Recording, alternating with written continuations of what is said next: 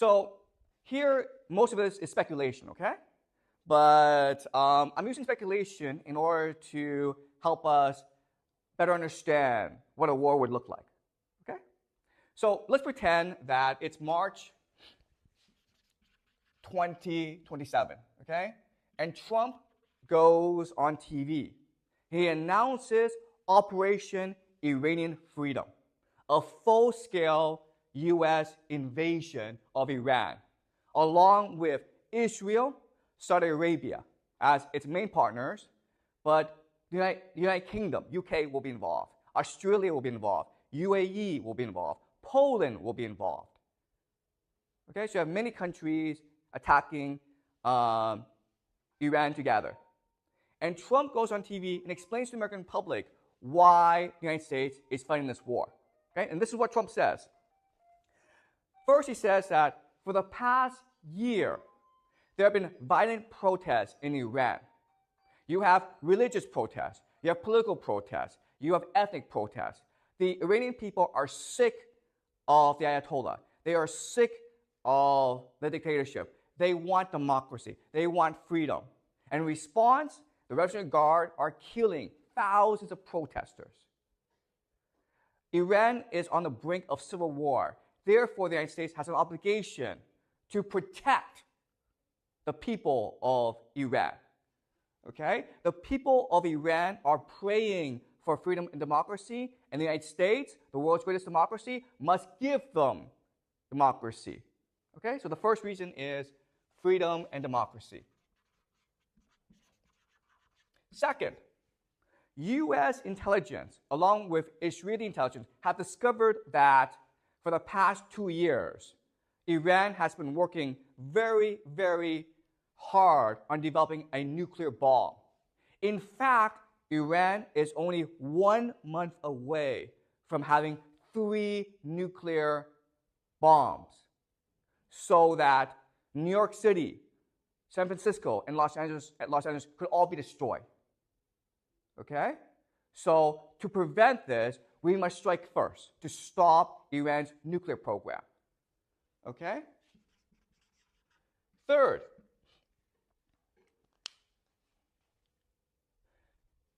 Iranian proxies, the Houthis, Hezbollah, many groups, have been disrupting shipping in the Middle East, in both the Red Sea and the Strait of Hormuz.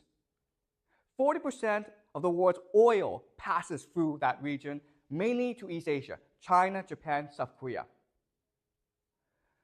Our global prosperity is at stake. We must go to war to protect these shipping lanes and ensure that the oil goes to China, Japan, and South Korea so that they can continue their economic prosperity. So the United States, as the world hegemon, has a responsibility to protect global prosperity. Okay? 4, Iran has been launching attacks against our allies, Saudi Arabia and Israel. Hezbollah has been violently attacking Israel, killing dozens of Israelis, innocent Israelis.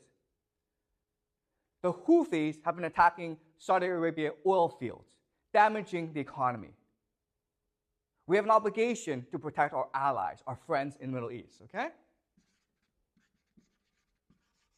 And the last reason is we know for a fact that the Iranian Revolutionary Guard Corps is a sponsor of terrorism. Last week, in a mall, there were gunmen who went and killed 107 people. Our intelligence says that it was most definitely an Iranian operation. Okay? So for these 5 reasons, we have decided to invade Iran.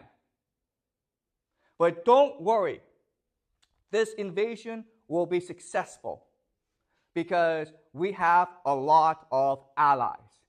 The UK, Israel, Saudi Arabia, all our friends, we're part of this operation.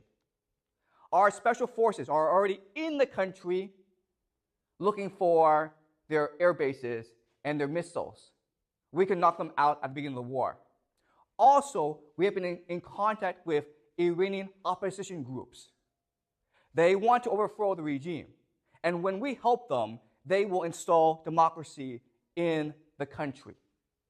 Our American military is the greatest in the world. In 1991, our military defeated Saddam Hussein in 100 hours. In 2003, our military defeated Saddam Hussein in less than 3 weeks. To prove that we are the greatest in the world, we will defeat Iran in only 2 weeks. So do not worry. We will be strong in protecting democracy, freedom, and global prosperity. Okay? So that's what Donald Trump will say to the people of the United States. Okay? And of course, you're going to have large-scale protests throughout the country opposing this war. But most people in the country will support this war. Okay? All right. So after the speech, the operation is launched. And on TV, we'll watch this on TV and the internet together, on YouTube together, okay? And we'll be so impressed by the power of the US military. This is Iran. This is the Strait of Hormuz. Saudi Arabia. Israel is here. Red Sea is here. Iraq is here. Okay? So, in the Strait of Hormuz comes the USS Gerald R. Ford. It's a $13 billion supercarrier. Okay?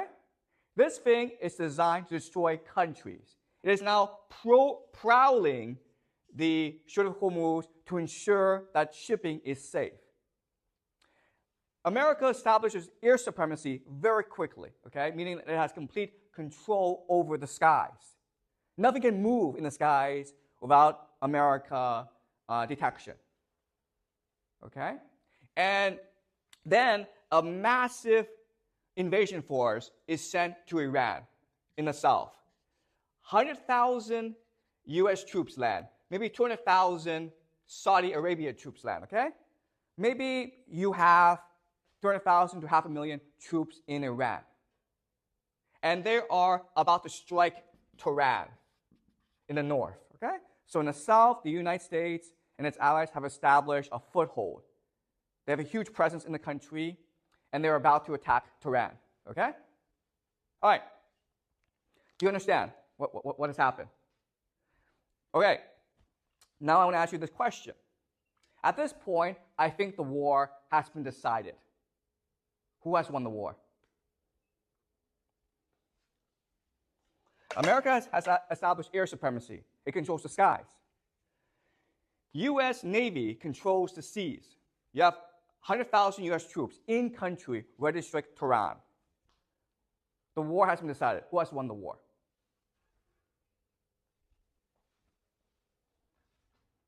Okay, obviously this is a trick question. Obviously Iran has won the war. Why? Why? What's the problem with this plan? Okay? This is typical American doctrine, shock and awe. This is how they fight wars. But there's a problem with this plan. What is it?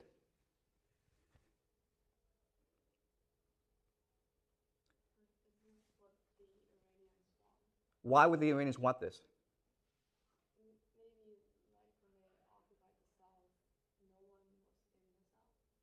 Okay, let's go back to traditional military doctrine, okay? In traditional military doctrine, you have 3 principles, right? Mass forces, avoid encirclement, protect supply lines, okay? These are three things you must absolutely obey if you are going to war, okay? So using traditional military doctrine, explain to me why the United States has lost the war right now. Exactly. First of all, they're in circle, okay? You know why? Because Iran are all mountains. It's a fortress, okay? Meaning that to get these troops into the country, you have to airdrop them, right? But guys, once you're in the country, you can't get them out of the country. You understand? Okay, so that's the first problem. They've been encircled, right? What's the second problem?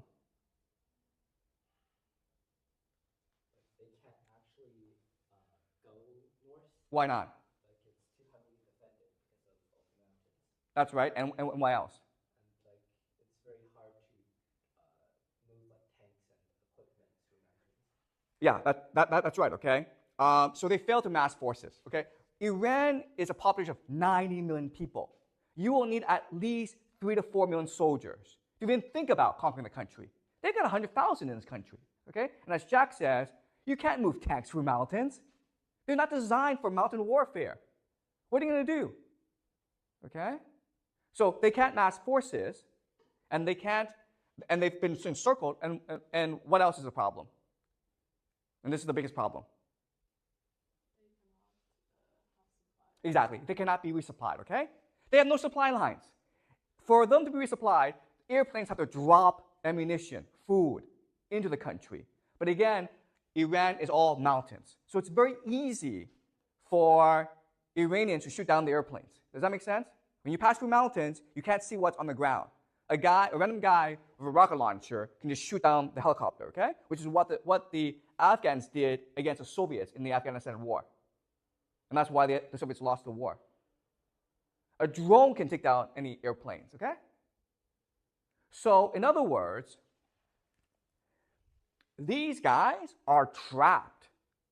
You think they're soldiers, but they're not. What they really are hostages. Okay? Does that make sense? You have too many people in the country, so you can't get them out of the country, but you don't have enough people to actually launch a strike against Tehran. You can't resupply them.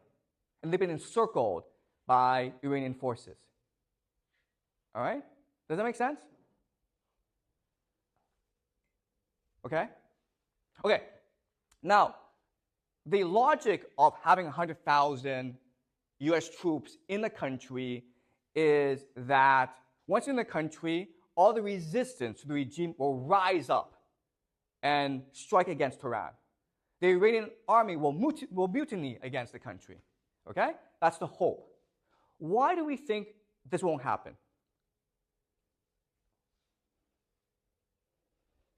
Why won't the Iranians revolt against their government?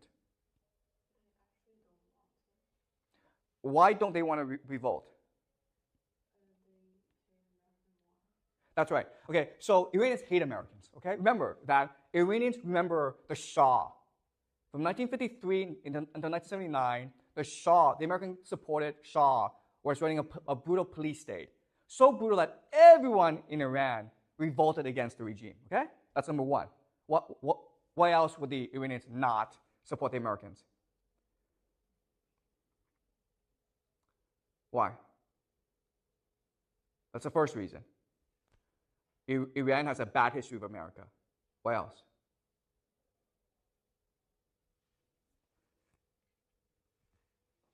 Guys, which country is next door? What happened in Iraq? America destroyed Iraq, right? From 2003 into 2011, America was there destroying the country. America said that it would bring freedom, democracy.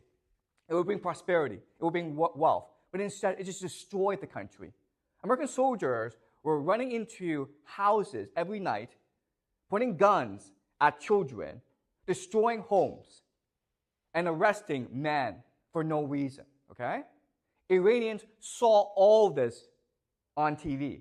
They heard about all this from neighbors, okay? So they know that if America comes, it's to destroy the country, not to bring freedom, democracy, not to bring prosperity, it's to destroy the country.